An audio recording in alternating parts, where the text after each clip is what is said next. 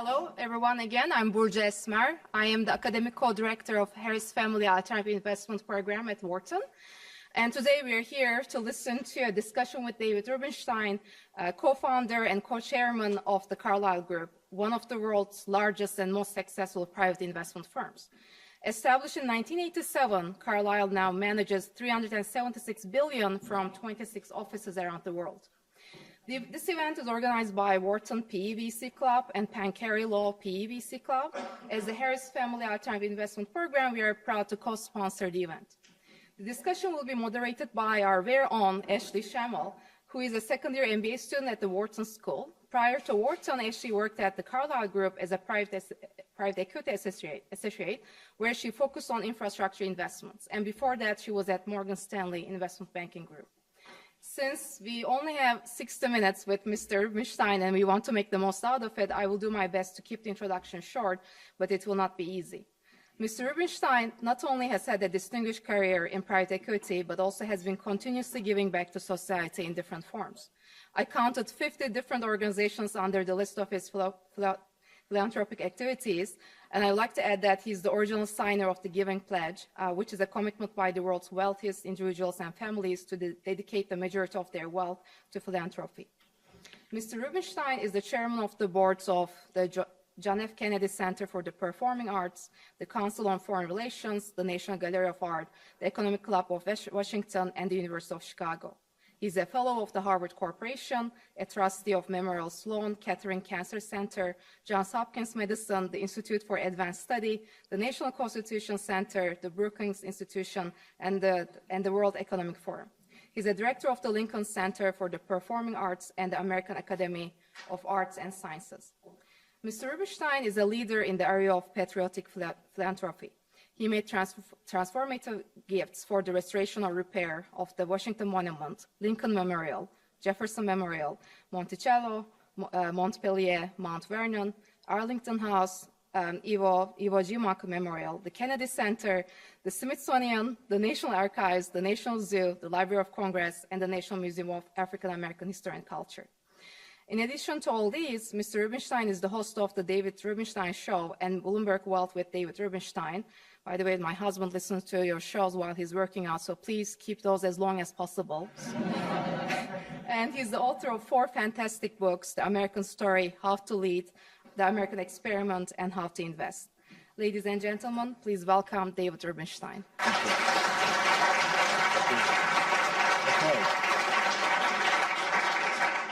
Thank you, Professor. David, we're so excited to have you here today. Well, you have a low bar of excitement, but okay.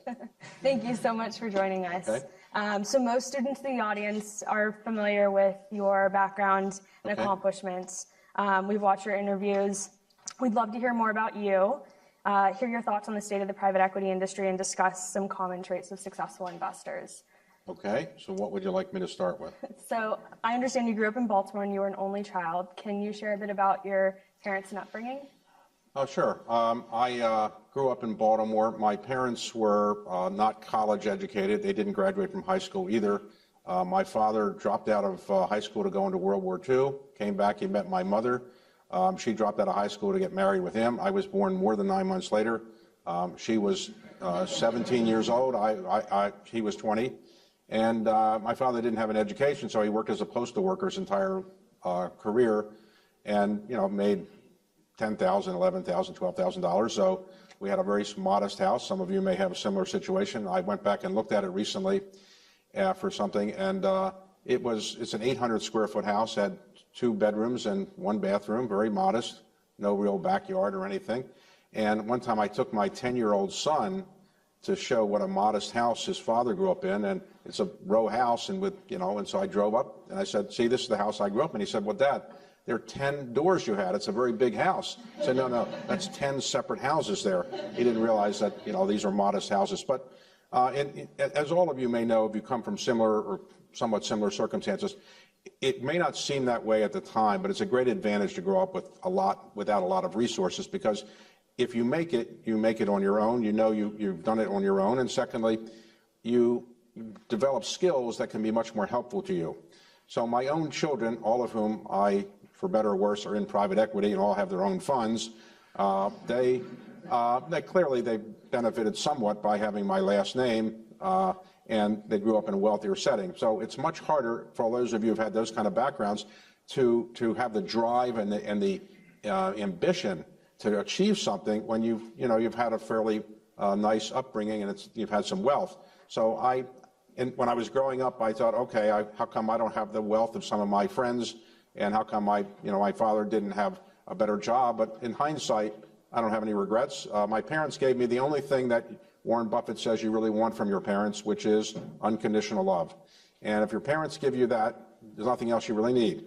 And so you can achieve anything if you have that. And I got lucky in life, and very lucky. I was not in my high school class. I wasn't a superstar. In my college class, I was nothing. Law school class, nothing. I later became the chairman of the board at Duke University. I don't think anybody in my class even knew I was in the class. I was nothing. I later became the only person from my class to get on the board and then be chairman. Same in my law school class. I'm the chairman of the board of University of Chicago. I don't think most people in the law school class even knew I was there. So I got lucky later in life. And as you may have read in one of my other books in leadership, I divide life into thirds. And the first third, sometimes the people that don't do so well, they keep working hard. And the second third of life and the third third of life is when you can really succeed. So for those of you who are not superstars in the first third, their hope springs eternal. You'll probably be very lucky later on. Thank you. What inspired you to become a lawyer and go into government and politics? Well, when I was growing up in Baltimore in the 1950s and 60s, it was a very rigidly segregated place by race and religion. If you were Jewish, you had to live in a certain area. The United States Supreme Court in 1948 in Shelley v. Kramer outlawed or banned what's called restrictive covenants. In other words, there were covenants in our country that said if you want to sell this house to somebody, you can't sell it to somebody who's black or Jewish. And that was very common in the United States until it was outlawed by the Supreme Court. Baltimore never quite got the word. So in the 1950s, people were still doing that. And so if you were Jewish, you had to live in a certain area because nobody who was not Jewish would sell you a house. So I grew up in a very restricted area. And in those days, if you were Jewish and you had some ambition, you would say, okay, you can be a doctor, you can be a lawyer, or my mother thought the highest calling of mankind was not private equity, but being a dentist. And she said, you should be a dentist because you can be called a doctor and you don't have any weekend hours and so forth and so on. But I didn't. I told her I might get arthritis in my fingers, and so I didn't want to be a dentist. And I didn't think I was really good in sciences. So I was interested in politics, and that's what I liked. And so generally people in politics had some legal background. So I decided I would go to law school, not with the idea of practicing law that much or the idea of making money. I didn't care about money at the time. I wanted to go work in the White House. I was really enamored with President Kennedy, and his top aide was a guy named Ted Sorensen, who wrote the brilliant speeches, the inaugural address, Profiles in Courage, and so forth. And I thought, okay, I'm not rich, not handsome, not charming, not a great athlete. What can I do? I'm not going to be John Kennedy, but I can be his advisor. So my theory was, get to be close to some politician who might be president of the United States.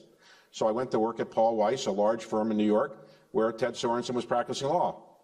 And I kept saying to him, well, maybe someday I could do something like you did. And of course, he rolled his eyes because he was 31 when he was a top advisor to the President of the United States. And he looked at me and he said, well, you're not really that impressive. He didn't want to say that, but I could tell. I could tell he didn't think I was that impressive. So I did some work for him. But eventually, he got me a job for a man who was going to run for president and was running for president in 1976. His name was Birch Bayh, Senator Bayh, the father of Evan Bayh, who made me familiar with, later became senator. And I went to work for him as the chief counsel of a Senate subcommittee he was chairing. I was 25. 3 months after I joined his campaign, or his Senate operation, he dropped out. And so I said, uh-oh, I wasn't that great a lawyer at Paul Weiss. I only was there 2 years. Nobody thought I was great when I left, so I probably can't go back there. And I picked a guy who I thought would be president of the United States, and he didn't even get it to the first primary. But then some of you will experience what I did, which is a lucky call. Somebody called me out of the blue. I didn't have a secretary. I was working in the Senate office. And if I hadn't been there, I wouldn't have taken the call. There was no secretary. And the person said, would you like to work for another person who's running for president? I said, oh, my God, I just had one. Who is this? He said, it's Jimmy Carter. I said, isn't that the peanut farmer from Georgia? I said, he's never going to be president of the United States. He said, well, he has a reasonable chance. So I got the job. I went down to Georgia to work for President Carter. And by the time I joined his campaign in 1976, Carter was 34 points ahead of Gerald Ford, the incumbent president. When I finished with Carter, he won by 1 point. So, Carter said, like, what was your contribution? But as we have observed over the years, people who work on White House staffs generally are not picked because of merit. They're picked because they know somebody or they work in the campaign. So I'm in the campaign. He got elected. I'm 27 years old. I have a job as the Deputy Domestic Policy Advisor to President Carter, and I have an office in the West Wing. I'm going on Marine One, Air Force One, and, everybody's saying, how did he do that? And I got lucky. So that's what happened. I didn't intend to go into business. I didn't have any care about money at all, and I just wanted to go into politics. And then I thought we would get reelected, and I would be at the same age as Ted Sorensen. I'd be the senior domestic advisor. My boss, I thought, would become Attorney General, and at 31, I would be the senior advisor to President Carter, just as Ted Sorensen had been. Obviously, the voters heard about that, and they voted Carter out. And I remember telling Carter, Mr. President, you have no chance of losing to Ronald Reagan. He's an old man. He's 69 years old. He won't be able to get out of bed in the morning. How's he going to campaign? I'm now older than that. And so it doesn't seem so. Now Ronald Reagan seems like a teenager compared to some people we know who are interested in being president. So I had to go back and practice law. And, if any of you ever work in the White House, you'll find that people come up to you and tell you how great you are. They'll tell you you're brilliant, you're smart, everything, because they want something from you. And so I was seduced by this, and all these people called me up and said, hey, you're so great. If you ever want a job, call me. So I said, I'm going to be the senior advisor in the second term. I don't need a job. Then when we lost the election, I started calling them all, and none of them called me back because who wanted a Carter White House aide when Reagan's president? So I had to go out and get another job practicing law. And the problem was I wasn't that much experienced a lawyer. I only practiced law 2 years, and nobody really wanted a Carter White House aide. So I had to spend 6 months looking for a job practicing law in Washington. And I didn't want to tell my mother her only child is unemployable. So I kept telling her I had so many offers, I didn't know which one to take. And she sort of believed that for a while, but then eventually said, I'll just take one of them. So I went back and practiced law and wasn't that good at it. And then what motivated your interest in going into private equity? To be good at, nobody ever won a Nobel Prize hating what they do. You have to love what you're doing. And anybody that has a career, if you don't love what you're doing, you'll never be really good at it. You have to love it. And I didn't love the law practice. And it's clear my clients didn't love me either. Nobody thought I was a great lawyer, and I wasn't. And I didn't really like what lawyers do. But in the end, I concluded that law was less a profession than I had thought it was when I was in law school and more of a business. I figured, okay, if I'm going to be in business, I might as well be in a business that's more lucrative than the business that I'm in, which is the legal world. And none of my partners in the law firm said, well, please don't leave because we really need you. So I said, I'm thinking of leaving to go do something. I want to start a private equity firm in Washington, D.C. And people laughed because there was none in Washington, D.C. But I've been inspired by a man named Bill Simon. Some of you may have heard of him. He was Secretary of Treasury under President Ford. When Carter came in, he left. And he set up a little company in New Jersey called Westray, which stood for William E. Simon and Ray Chambers, who was his partner. And they bought a company called Gibson Greeting Cards from RCA, for which they put in, I think if I got it right, they paid about $230 million. But in those days, leveraged buyouts were truly leveraged. You may know the famous RJR deal from 1989 was only 5% equity and 95% debt. But that was a lot of equity in those days. Some of the deals in the early days of buyouts were 1% equity. And the Westray deal that they bought for Gibson Greeting Cards was essentially 1% equity. And they took that 1% out as a fee, so they really had no equity in it. But then they sold the company about 18 months later for $80 million profit. So Bill Simon put in $1 million, he took it out as a fee, and then he made $80 million in 18 months. I read about it and said, wait a second, that's better than practicing law. I don't know what a leveraged buyout is, but I'm going to go figure it out. I'm going to go do one. So I went to Bill Miller, who was Secretary of the Treasury in the Carter years, and said, look, your predecessor just did a leveraged buyout, made $80 million. You're as smart as him. Why don't you do it, and I'll do legal work for you. And he knew my legal skills weren't great, so he didn't take the offer up. So I decided to do it on my own, and I didn't have any skills, but I asked people who I could do it with, who had some finance skills in Washington. And so I did it in Washington. I recruited some people that had never done a buyout before, and I seduced them to thinking I was going to have a lot of money, but I didn't have any yet. I meant this when they showed up. I said I meant to say I was going to get money. I didn't have it yet. And then in 1987, I raised $5 million to get it off the ground, and it's grown from there. Did you have any early challenges? every hour we had challenges. The first deals we did didn't work out so well, so I thought that would be over. We spent through our money a lot. People didn't take us seriously. We didn't have a dedicated fund. We didn't have a track record to raise a fund, so we had to finance things deal by deal, and deal by deal is not easy to do. So, you can't go to somebody and say, I want to buy your company, and he says, okay, let's go. And that's what happened to us. The first deal we did, we bought stock in a company. It was called Chi-Chi's, a Mexican restaurant company, Mexican food. And we bought the 4.9% stake, and as all of you may know, after you're 5%, you file a 13D. And so in those days, you'd buy 4.9%, which we did, and we scrambled the money together to buy the stake. Wasn't that much. And then we were going to talk to the CEO, saying, we're here, we want to buy your company. We expect him to say, get out of my office, I don't want you, I don't want you guys, I never heard of you, you're going to buy my company. And so we only had enough for the 4.9% anyway. So we went down to see him. He was in Louisville, and he said, thank God you're here. I don't like being a public company. I can't wait to go private. Let's go. Well, we didn't actually have the money for the other 95%. So we went out to see Mike Milken, who I've since gotten to know pretty well. He had more or less invented and perfected the junk bond, a Wharton graduate, as you all know. We had to meet with him at 5 in the morning because he got in early. And I started explaining the deal. We're going to buy a Mexican food company, and really good. And he kept saying, well, Mexico is a great country. I said, I know, but this is Mexican food. And it was so early in the morning, I don't think he understood what I was talking about. So he then handed us off to somebody else, and we didn't ultimately get the company. Well, we bought some other things, and ultimately we got enough of a track record. So a couple years later, we were able to raise a fund, a small fund, a $100 million fund. Very interesting.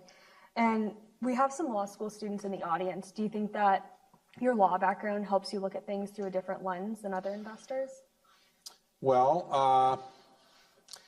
I don't know. I don't want to say it hurt, but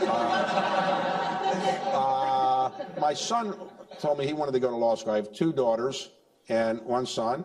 My son wanted to go to law school, and I thought, great, okay.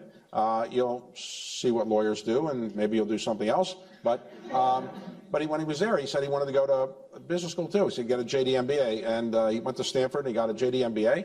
Now he's got his own private equity venture fund. I would say law school does teach you how to think reasonably logically, though sometimes when you watch Supreme Court cases, you wonder how logical the thinking is. But I don't regret it. In those days, I wish in hindsight I had an MBA because I would understand business much better when I was beginning the firm. But in those days, there were very few people that got JD MBAs. In my law school class, there was only 1. And that was in part because it was an extra year, cost money. In those days, I didn't have that much money, so take an extra year. And I would forego the opportunity cost of not working for a year seemed like a significant. Also, in those days, MBAs weren't as valued, honestly, as they are today. In those days, and this is 1970s, you could go to college, and after college, you go right to business school. Mm-hmm. And in those days, it's clearly not the case now, of course, but in those days, the smartest kids tended to go to medical school. The second smartest tended to go to graduate school, get a PhD. The third smartest tended to go to law school. Then the fourth smartest didn't go anywhere. And then the least smartest, they tend to go to business school. So it's obviously changed. Now it's reversed. Of course, the smartest go to business school, and all of my children have MBAs, so I'm a big believer in MBAs, and I wish I had one, but it's too late to get one. I think maybe I could apply to Wharton to get an MBA program. But I don't think it hurt me to have a law degree. It gives you some credibility. People think you're smarter than you are when you have a law degree, but it was okay. It didn't hurt me. We do have an executive MBA program. I know, and I paid for some people to go to it. It's a very good program. I'm just trying to think about, if you have anybody with gray hair in your executive MBA program. I don't know, maybe you do. Maybe I should get an MBA. I've thought about it, but the embarrassing thing would be if I took the class and I didn't do well. Wouldn't that be embarrassing? I mean, here's a guy who started a private equity firm, and he takes an MBA class, and he flunks buyouts or something. So I have to be careful about what I do. Well, why don't we pivot into the state of the private equity industry? Okay. How have you seen the industry evolve since founding Carlyle? Well, in 1987, when I started Carlyle, there were roughly 200 private equity investment firms in the world. And the phrase private equity had not been invented. They were called not merchant banks. They were called leveraged buyout shops. Leveraged buyout shops. And to show how small they were, in 1989, the deal I referred to earlier, that RJR deal that KKR did in 1989, they only had 7 investment professionals at KKR at that time. They were very small companies. There were 4 or 5, Gibbons Green, Forson Little, KKR. They were just small little companies. And the industry was considered too risky to really do much in. And the deals were highly leveraged, as I say, 1 to 5% equity. The reason the deals survived and the companies survived is because the results were so phenomenally successful. If you put your money, over the last 100 years, if you put your money in the stock market, you would average probably a 6% internal rate of return, not counting inflation, 6%. If you put your money in bonds over 100 years or so, you might average 2 to 3%, not counting inflation. But people were getting buyout returns in the 20 and 30% range, if not higher, because there was little competition. You were leveraging these things, to the hilt, so you getting 30 and 40% returns was not ridiculous. The world has changed. Now, 1978, the Carter administration, I had nothing to do with it, said it's okay now for ERISA funds to go into alternative investments. And then the name of the game changed a little bit. These were originally called leveraged buyout firms, and the word leveraged became odious, so they went to management buyout. Then the word buyout became odious, so they went to private equity. And now, if you don't like the word private equity, you can say you're a family office, because everybody loves family offices. But buyout, the private equity, and private equity means different things in different parts of the world. In this country, private equity means basically any of the private investment categories we now have, which is venture capital, growth capital, seed capital, buyouts, distressed debt, opportunistic real estate, and so forth. Overseas, the phrase private equity now means more or less just buyouts. But the industry has changed dramatically, and it's here to stay. It was called for a while alternative investment industry. And in my book, I talk about the alternative investment industry. But the truth is, it's not so alternative anymore, because anybody that has a portfolio to invest will almost certainly have some private equity kind of investments or alternatives in there. So it's really mainstream. There's virtually no endowment today that doesn't have significant amounts of money in what used to be called alternatives. Mm-hmm. So there's a lot more firms and funds are raising very large amounts of capital. How would you describe the industry today from a competitive landscape perspective? How do you describe the industry from a competitive landscape perspective? Well, for the last 30 years or so, people have been saying the industry has too much money and the returns are coming down and the industry is going this way. And for the last 30 years, people have been generally wrong. Obviously, not every firm succeeds, but what's happened is the appetite for this kind of investment has grown dramatically. There's still a gigantic appetite. 2/3 of all private equity investments are still done in Western Europe and the United States, and I guess you could say Australia and Canada. So you still have, the largest part of the population of the world has still not got that much private equity investments or private investments. Secondly, more and more people are accepting that it's okay to sell something to private equity or to alternatives. And the returns have been so good that people just are going to, I think, keep staying with it. So it's not because of the charm and good looks of the founders of these firms that the industry has gone this way. I assure you, I know most of the founders, they're not that handsome, and it's not because they're so charming that the industry's gone. It's just the rates of return have been spectacularly successful. So if you average 6% on public equities over 100 years or so, even today in private equity, let's take private equity, which there I'll just take buyouts. Buyout returns today are not averaging, except for some specialized funds, you're not averaging 20% net internal rates of return. But investors don't need that or feel they have to have that. If you get a 17%, 18%, 15% rate of return net of all fees and everything, that's pretty good. Remember, all endowments, college endowments, sovereign wealth funds, everybody is out there with all of the money they're trying to manage, trying to get 6%, 7% rates of return on the whole corpus. If you can average for the parts in alternatives, 15, 16, 17%, that's still pretty good. If you are a specialized buyout firm and you're, in enterprise software, and let's say take Thoma Bravo, they've done much better than that. But it's hard to find those that are still doing net internal rates of return of 23, 24%. So investors, though, have lowered their expectations, and since they're putting more money into some of these things, it's okay for them. They recognize they're not going to get 25% net internal rates of return. Suppose you're a sovereign wealth fund and you've got $800 billion to manage. You're not going to get 25% returns on that. So if you can allocate money to private equity and there you're getting 17% on that, that's still pretty good. So I think the returns are coming down, and they have come down, but I think the returns are still more than enough to keep people interested in it. How do you think the private equity industry will evolve over the next 10 or 20 years as the industry continues to mature and we operate in Well, you'll see in the next couple of years, you'll see many more. You'll see the funds will be more. There'll be more in the emerging markets, so-called. And the question is China really an emerging market? Is India really an emerging market? But leaving that issue aside, you're going to still have much more private equity investments in those countries, and then Africa and Latin America and the Middle East even, you'll see more private equity opportunities and deals done there.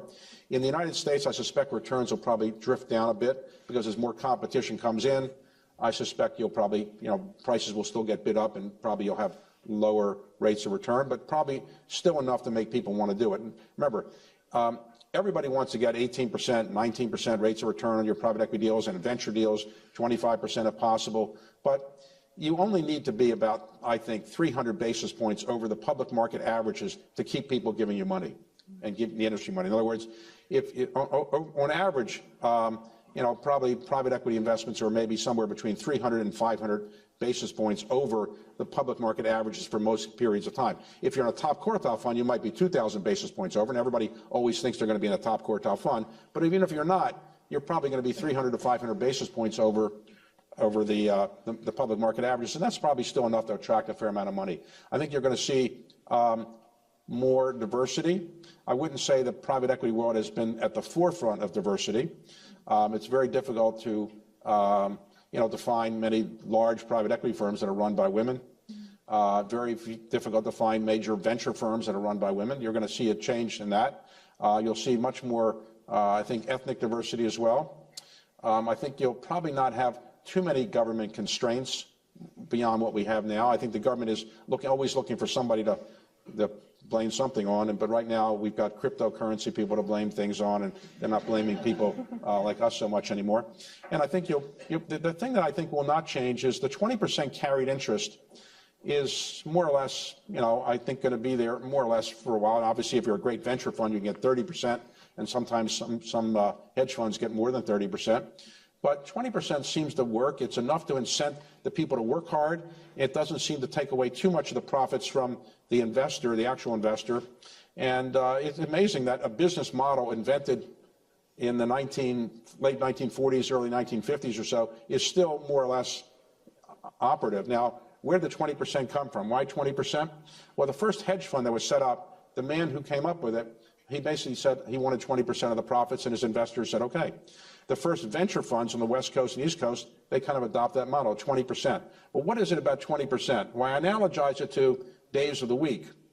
There's 7 days in a week. But for most parts of the world, they kind of say 5 days you work and 2 days you kind of rest, let's say, or do something else. And that 5-to-2 ratio seems to work for lots of history. The 20% seems to be enough to attract people to go into it, but not so much that investors are afraid to pay that much. Now, why is it called carried interest?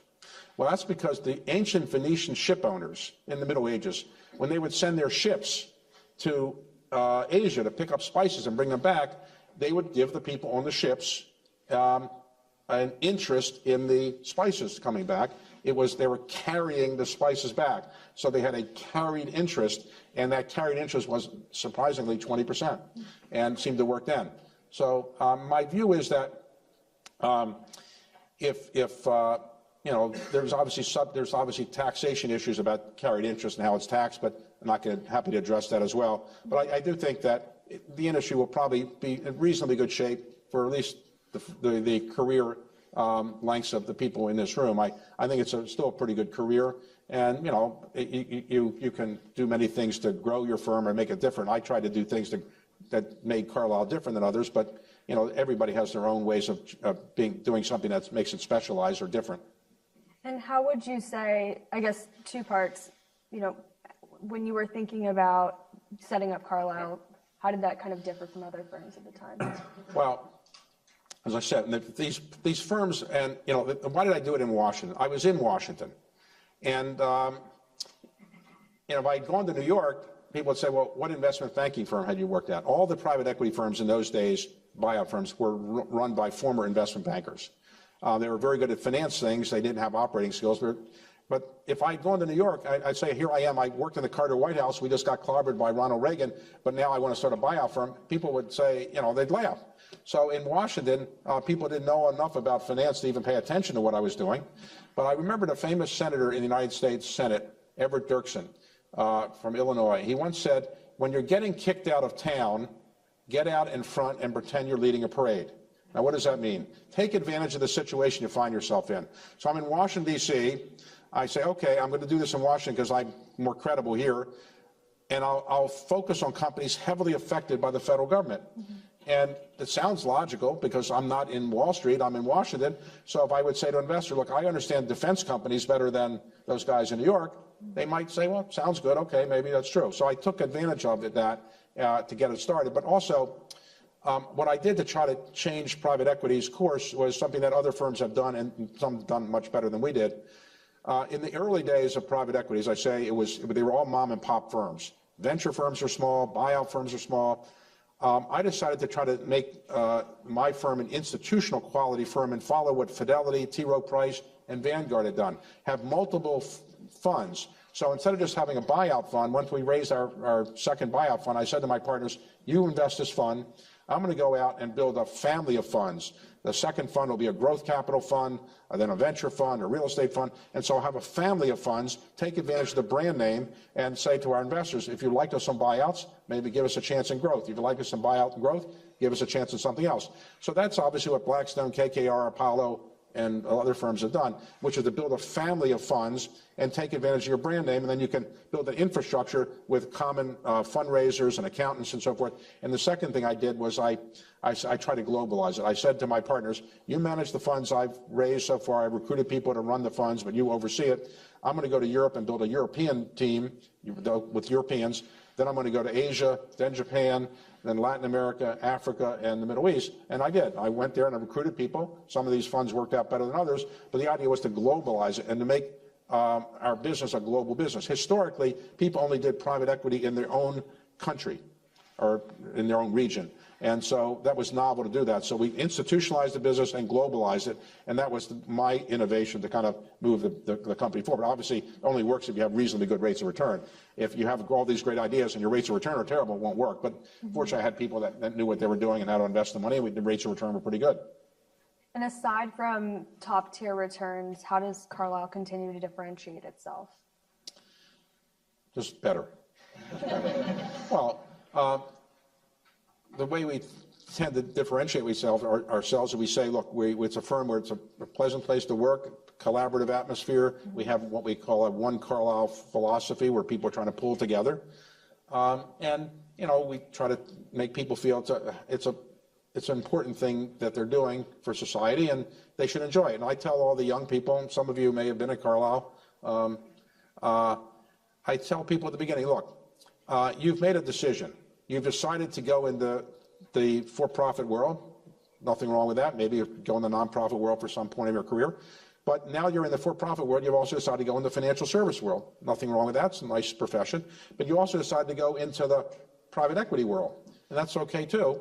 And then you decided to come to Carlyle.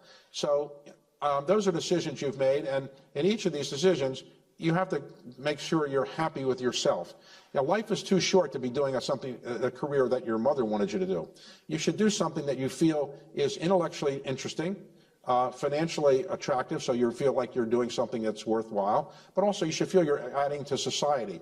And in my new book, I point out that investors are not just greedy people trying to make money so they can money grub and then buy big yachts. And obviously, some people do that. But I think that when you invest well, you're really adding to society, whatever society is. So, for example, the venture capitalist at Flagship Ventures in Boston, who put up money in Moderna for 10 years before Moderna had a single product that was marketable, they did a good thing for society because they helped Moderna be in a position to ultimately develop a vaccine that many of you may have taken and benefited from. So I think that people who know how to allocate capital appropriately and know how to invest do useful things for society. Now, is it the same as being Mother Teresa? No, it's not the same as that. Is it the same as being Albert Schweitzer? Is it the same as that? No, it's different. But I'm not saying that private equity investors or all investors have to spend their entire life doing investing because they're allocating capital for a good way for society. You know, I think it's a good idea to either at the beginning of your career, maybe do some nonprofit things or government things, or maybe toward the latter part of your career, do something different. But again, if you're doing anything that you don't enjoy, you should get out of that, because you're never going to be good at it. If you think what you're doing is not useful for society and you hate your boss, you hate your organization, get out of that organization. Life is too short to think you're going to accomplish anything useful. If you hate the organization, you hate the profession you're in, you should feel it's good. Now, some people would say, I know a lot of my friends who just want to be in the nonprofit world, and that's all they did, and they've done some great things in the nonprofit world or the government world. They had no interest in making money. They're happy, fine. The hardest thing in life and the most difficult thing to get in life is personal happiness, the most elusive thing. And all of you are probably too young to realize that, but very difficult to be happy your entire professional life and personal life. If you find personal happiness or professional happiness in a place, you should be very happy with it and try to pursue it. But if you're not happy, do something else. Eventually you'll find something you're happy with, hopefully before your brain completely is addled. Perhaps I'm biased, but I do think Carlyle is known within the industry as having a culture of strong character, honesty, and fairness, internally and externally. Right. How did you cultivate that brand? The hardest thing in any organization, the most important thing is the culture. Mm-hmm. If you have a terrible culture, it's going to ultimately, the organization is going to survive. So what you have to do is you have to build a culture where you're trying to convince people that we care what you think, we care what you do, we want you to be professionally happy, we want you to feel you're doing something useful, and if we haven't built a culture like that, then we failed. And that's also the hardest part of culture, of course, is transferring from one generation of managers to another. It's not easy to do. Some organizations can do it, some don't. Some organizations have really good common cultures, and they keep it going for generations after generations. Some organizations don't get past the first generation because they don't know how to translate or transfer the culture. Culture is not easy, but I think you can build a culture, and you should develop certain skills. And in doing that, let me tell you what the skills I think are one set of skills. Obviously, certain things are more important than others, but all of life is really about persuading people to do what you want. Think about it. You have a partner, a spouse, a sibling, a parent, a child, a business colleague. You're trying to persuade them to do what you want most of the time. Here's what I want you to do. Let's go here. Let's go there. Let's play this game. Let's make an investment in this company. How do you persuade people? How do you persuade people to do what you want? Even Albert Einstein, when he developed E equals MC squared, he had to convince people he was right. And it took a while for people to go along with it. It takes time to persuade people. So how do you persuade people? Well, there are three ways I can mention. One is you learn how to write effectively. Many people do not learn how to write effectively in school. My observation is, I ask some young people to write some memos, you kind of say, is this the best that they came out of these famous schools and they can't really write that well? Writing well is, you don't have to be Ernest Hemingway or William Shakespeare to write a good memo. But learning how to write in a succinct way that communicates what you want can persuade people if you write well. The second thing is learning how to talk. You don't have to be Martin Luther King at the Lincoln Memorial.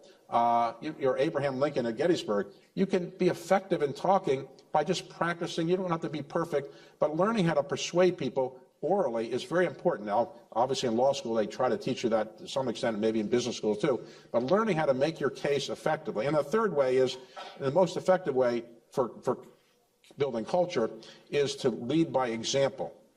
So not far from here in Valley Forge, when George Washington was there in 1777, he stayed with his troops. They had no shoes, they barely had any clothes, hardly any food. He could have gone to the Ritz-Carlton down the street and stayed there, but he stayed there at Valley Forge to show his troops he was with them. He's leading by example. And so one of the best ways to persuade people is to kind of do certain things, and people will follow you.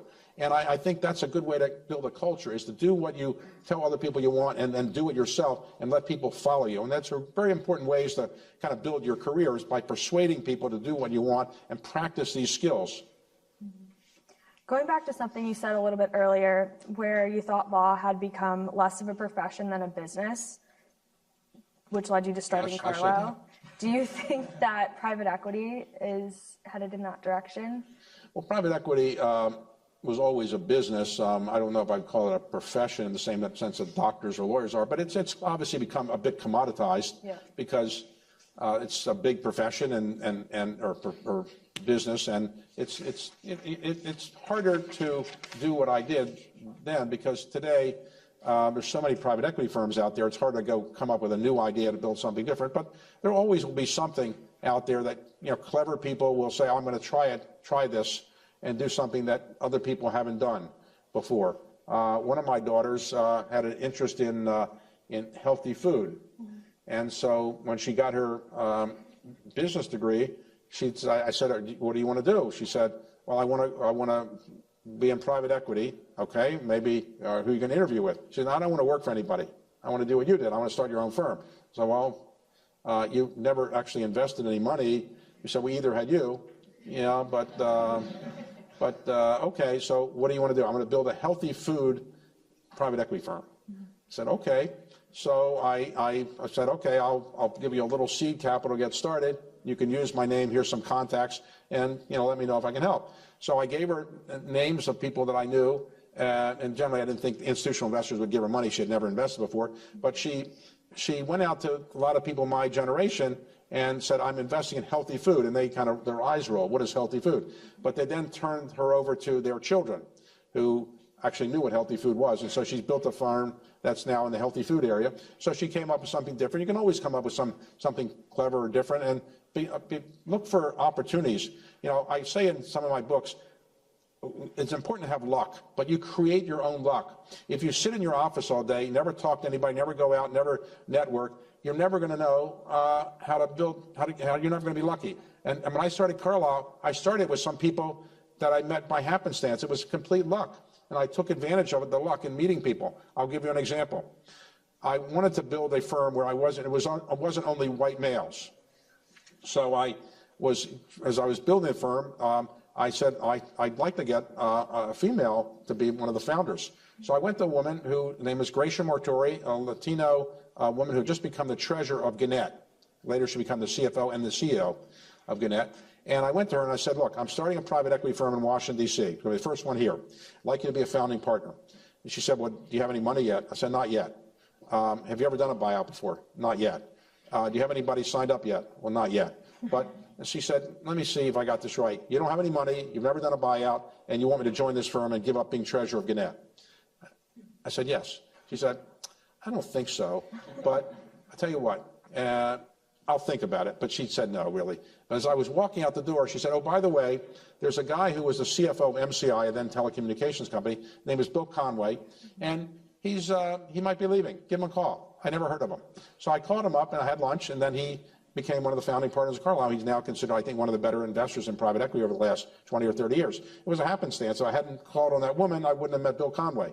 And so, you take advantage of the opportunities. You can't meet too many people. You can't, turn down opportunities. As you've probably read, I've turned down many great opportunities to turn down the chance to invest in Facebook, and Mark Zuckerberg was in college. I told Jeff Bezos his company was going nowhere. But network around and try to do that, and you'll find some opportunities and take advantage of them. And kind of going along that, in terms of habits of great investors, you've interviewed over 280 people, I think, at this point. And you mentioned in your book that great investors have several traits in common. Right. Can you describe some of those traits? Yeah, the great investors have these traits in common. My observation was they tend to be reasonably well educated. They're not high school dropouts type people. They're pretty well educated. They generally have pretty good math skills, maybe not surprisingly. They're not necessarily mathematicians, but pretty good math skills. They tend to come from blue-collar families or middle-class families, not from very wealthy families, generally. They tend to Are they willing to recognize a mistake and get out of it quickly? I like to linger on my mistakes for 30 years, keep thinking about them. They get out of their mistake, they go on to the next thing. They're willing to share the credit. They tend to be willing to take the blame. They have insatiable appetite for reading information and learning stuff, even if it's not directly relevant. They love to read. They can't read too much. They want to know as much information as they can about anything they're actually investing in. But beyond that, they love reading. They tend to be people who are, I would say, doing this in part because they enjoy it. It's a matter of wits for them. They don't need the money in many cases at this point in their careers. Then they also tend to be people who, I would say, ultimately become fairly philanthropic. But the most important thing is they're willing to go against the conventional wisdom. The easiest thing in the world to do in life is to follow the path of least resistance, or basically take the path that's everybody else is taking. If you go against the common grain, don't take the conventional wisdom as what you should do, that's what they tend to do. They tend to go against conventional wisdom. When people are buying, they're selling, and vice versa. And that's what the traits they tend to have in common. And not everyone, but generally, those are the traits I think they most have in common. That's helpful. Were there any habits or tendencies that you developed early in your career, aside from those that you think helped you become a better investor? Well, I wouldn't say I'm a great investor myself. I want to make it clear. When I built up Carlyle, I said, all right, how can I be useful? And this is an important lesson for any of you. In any organization, try to figure out what they need and make yourself indispensable in that area. So I didn't have an MBA, and I didn't think I knew enough about finance to say at the beginning, I'll be the investor.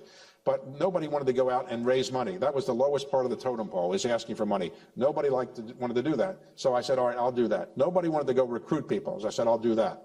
And so, and there wasn't anybody who really wanted to do the strategy and so forth. So I took on the tasks that others didn't want to do. I now have sat in thousands of investment committee meetings, and in my book I describe what I've learned. But I don't think Warren Buffett's going to probably read that part of the book because, you know, he doesn't need my investment advice. But so, but generally I'd say I think it's important in any organization, figure out where you can add value, and then make that area your own. And I'll give you an example. Let's suppose you go in any organization and somebody gives you a task that you really don't like. But if you do it well, your reputation will spread. And what happens is people say, I gave to Joe this idea, this assignment. He did a really good job in this, and I'm going to give him another assignment in another area. Because your reputation grows pretty quickly. And your reputation is your most important commodity. When I started practicing law, they trotted out the old man in the firm. I looked it up recently. He was the grand old man. I was a doddering kind of old guy. I thought he was 2 years younger than I am now. So he wasn't that old as I look at it now. But he said to me, he said to all of the young people, the hardest thing you have to do is to build a reputation. It takes a lifetime to build a reputation and 5 minutes to destroy it. So don't do any ethical challenges. Don't take the path of least resistance in terms of ethics. But he also said, your reputation is all you really carry around with you. And anywhere you go, it's your reputation. People will talk about you, and you have a reputation. And if you have a reputation in an organization for doing good work in Area A, they're going to give you responsibility in Area B, and then Area C, and then you rise up. So take on some responsibility, make an area your own, and then eventually I think your reputation will grow if you do a good job, and eventually you'll rise up in the organization. So you've developed investment judgment, fundraising, and firm strategy skill sets. How do you think about training investment professionals and leadership transition? Well, let's talk about training investment professionals. Clearly, all firms like ours, we have training programs now, and indoctrination programs where we kind of give people the culture and so forth. And we try to indoctrinate people in our basic culture. And, you know, some people accept it, some people will not. But I think there's nothing that's a substitute for doing it. Mm-hmm. You can read 10 books about how to invest. Until you've actually invested, you're not really an investor. And so it takes time. It takes time to work your way up. Some people are going to be superstars at the beginning, and they're going to have some good fortune. They shouldn't let it go to their heads because there's a lot of luck, too. It takes a while to develop the skill set and try to learn from other people, develop mentors. You know, it's helpful to have a mentor or mentors that can teach you and show you some of the tricks along the way. And also it's important when you get older to try to have people that you can be a mentor to give back to the culture. I think it's very important to do that. Mm-hmm. And in terms of working with CEOs over the years, are there any common traits of great private equity CEOs? Private equity CEOs have to learn how to work under leverage, but some people can do that and some people can't. Private equity CEOs, I would say, Henry Kravis used to say, I don't know if he said it recently, the biggest mistake he made at KKR was staying with CEOs too long. And generally, when you start a buyout, probably about 60% of the time that when you exit that deal, that buyout CEO will not be there. That's because they might have run the company before, okay, but under buyouts, it's a little more challenging. You've got the leverage you got to deal with, and you also have these large ego people, these private equity guys, who think they know a lot, and you have to learn how to deal with these large ego young private equity professionals, many of whom are 10 or 20 years younger than the CEO. So I would say private equity CEOs, if they're really good, they learn how to deal with the private equity people, and they learn how to pay down the debt and basically do things that are going to add some value. It's a little bit different than running a publicly traded company, but some people do it very well. Yep. Moving a little bit more to macro, given your background in politics and interest in patriotic philanthropy, Carlyle being based in Washington, D.C., what are your thoughts on the state of our divided government, and does it have an impact on private equity?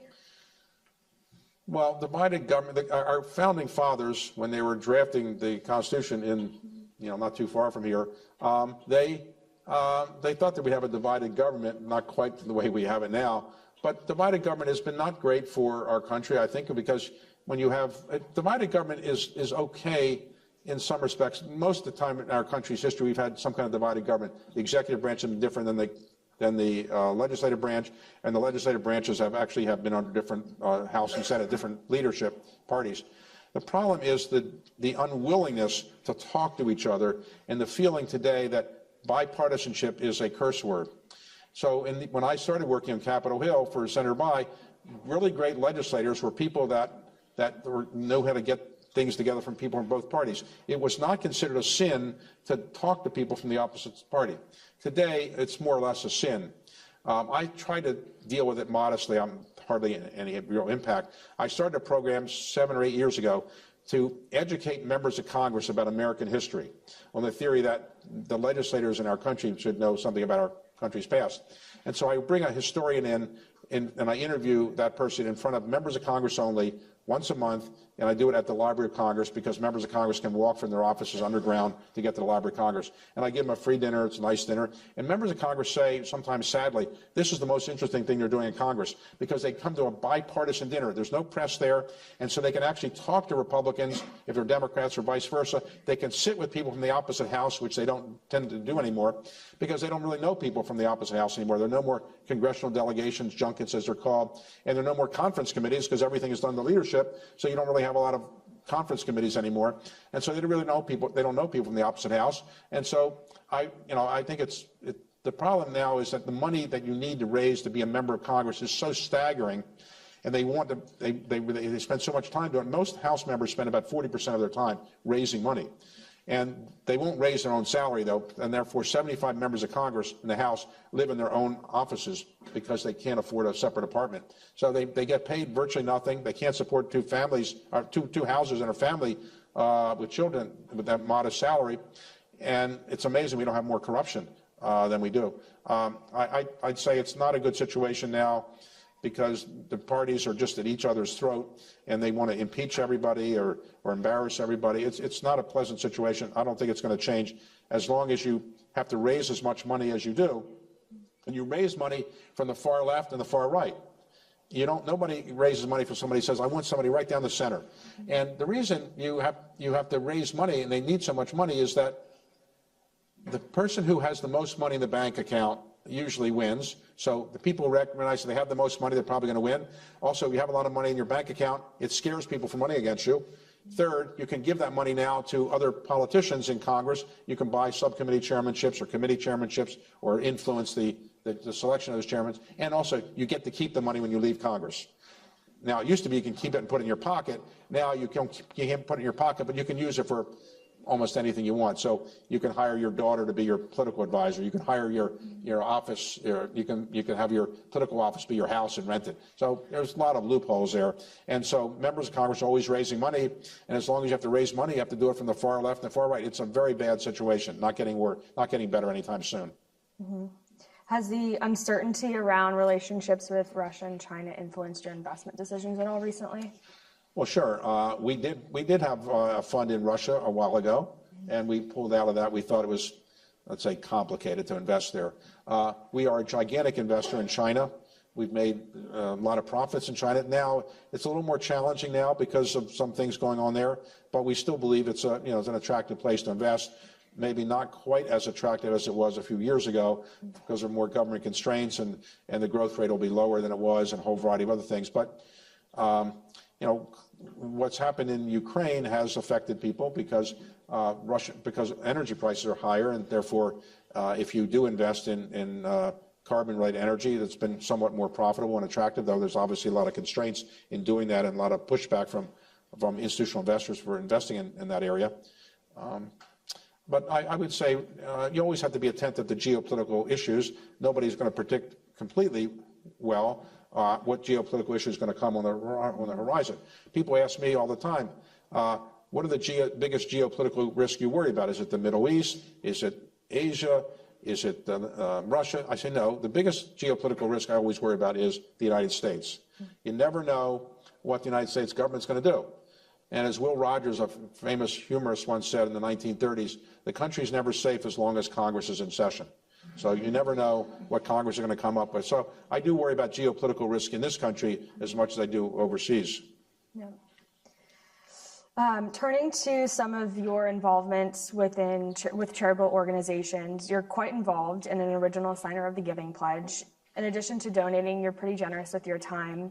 Why is giving so important to you, and how has your involvement with charitable organizations evolved throughout your career? Well, look, I didn't come from a family that had a philanthropic tradition, really, because my parents didn't have any money.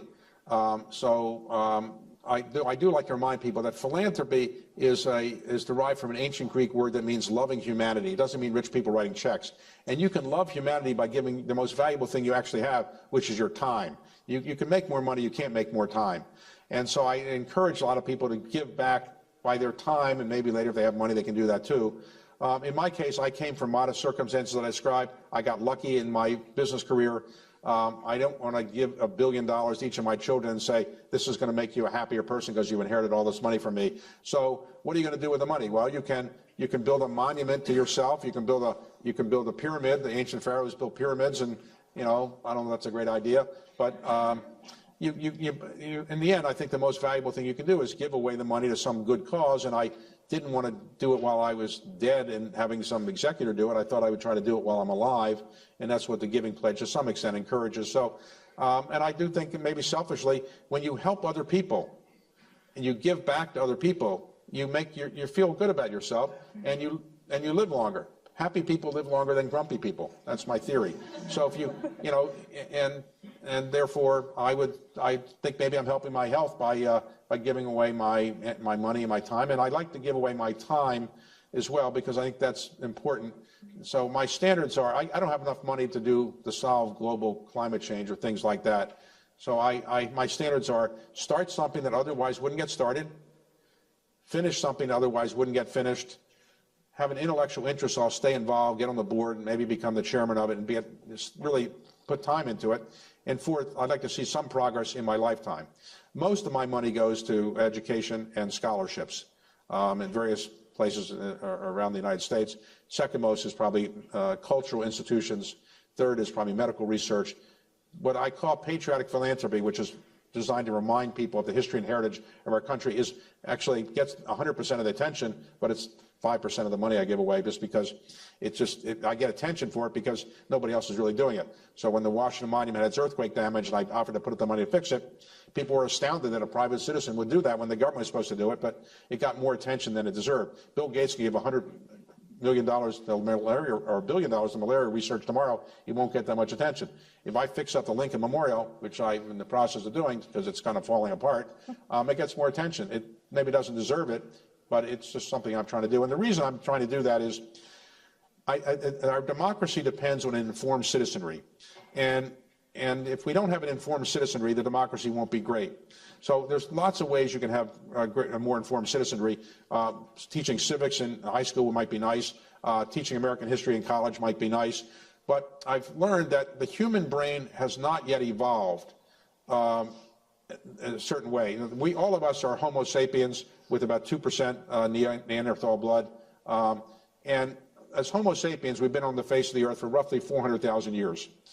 The human brain has done wonderful things in that period of time, but it hasn't yet evolved, fortunately, to the point where if you see the original of the Magna Carta, it's the same experience as seeing on a computer slide. If you can see the original of the Magna Carta, you can see the computer slide of what the Magna Carta's words are, but seeing the original is a different experience. And so when I bought the Magna Carta, I put it on the permanent display at the National Archives, where it is today. And when people know they're going to go see it, they read about it, they learn about it a bit before they go there. And they go there, they have a curator tell them about it, and then they go home, they tend to read about it. So they're going to learn more by seeing the originals, in my view. I own more copies of the Declaration of Independence than I think anybody in America. I've bought a lot of these copies, but I put them on display all over the country. One of them is at the Constitution Center, because they didn't happen to have this particular copy of the Declaration. And I think it's one of the ways I'm trying to convince people that they should learn more about history and give back to the country and learn more about it is putting these documents or fixing these historic buildings. And that's just one of the things I'm trying to do, but other people are doing it as well. We're running close on time. Final question, and you've shared a lot of great advice with us today. Okay. But as we're students, we are in a valuable period of our lives in terms of flexibility with time and access to first-class resources. Any advice for us? Well, I would say graduate, probably a good thing. I would say when you graduate, remember the word commencement means beginning, doesn't mean end. So you're just beginning your life as an adult, educated person. So always thank the people that made it possible for you to graduate. There are many people who probably made it possible. Don't forget to thank them. I would say practice the skills I've talked about. Learn how to get along with people, how to share the credit, take the blame, learn how to talk better, learn how to write better, and always be in a learning mode. You always should be learning, but always find something that makes you happy without breaking the law. Because, personal happiness is very elusive. And if you're doing something professionally that isn't making you happy, you got to figure out a way to get out of that and find something that's going to make you happy. And maybe it's not private equity, and maybe it's not finance, and maybe it's not business at all. But unless you find something you're really happy at, you're going to live a miserable life. And what's the point of that? You don't want to get to be 75 years old and say, I had nothing, I didn't like my life. So find something you really enjoy, something you feel you're making a contribution to society. And all of you should think about what you can give back to your own country. Don't just look at what I've done. Think about what you can do when you're out of school that you can give back to your own country, so that your parents and your children and your grandchildren at some point can say, look what my father, my mother, my grandfather, my grandmother did to help make this country a slightly better place, or whatever country you're from. I think it's useful to do, and ultimately try to, not cut ethical corners. It's not worth it. If you get caught, your life is going to be ruined forever. And then enjoy your life, and then ultimately, I'm sure the most important thing people here would say is make sure you give back contributions to the University of Pennsylvania, right? I'm sure the alumni people will be in charge of tracking you down. Thank you so much, David.